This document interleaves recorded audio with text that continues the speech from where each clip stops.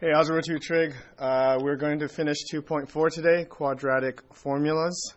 And before we start, go ahead and write down the formula. So go ahead and pause it. Okay, I'm sure you've seen it before. Okay, so we are going to start with an example. And it is solve 2x squared minus 3x plus 7 equals 0. Okay, so what I want to do is I kind of want to go through the process of how you would solve it. So the first step is you always try to look if I can solve by factoring.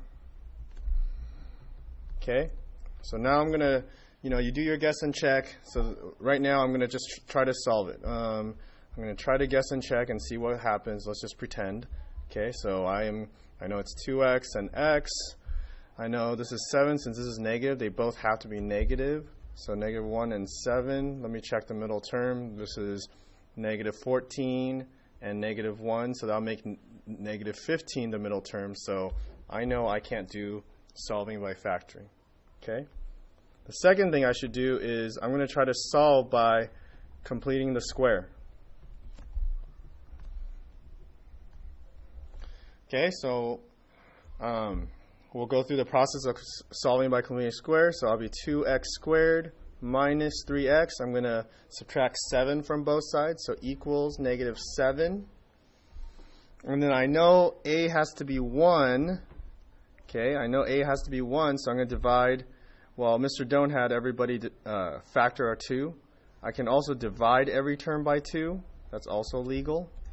Okay, so now I have x squared minus 3 halves x equals negative 7 halves. Okay, so at this point, I have to do b over 2 squared, which is negative 3 over 2 divided by 2, and then I have to square that. And then I have to factor this. So it just seems like it's really complicated, and I probably don't want to mess with a fraction like this. So therefore, I'm not going to complete the square at all. Okay, so at this point, I'm going to do the quadratic formula. Okay, so to do the quadratic formula, I got to find a, b, and c first. So I'm going to look at the original problem. And I know a is 2 because it's next to x squared, b is negative 3, and c is 7. Okay, so then I literally just plug into the equation. Okay, so x equals, and it's negative b, so since b is negative, it's going to come out positive. So 3 plus or minus square root of b squared, so it's negative 3 squared minus 4 times a, which is 2, times c, which is 7, all over 2 times a, which is 2. Okay, I'm literally just plugging into the equation. All right.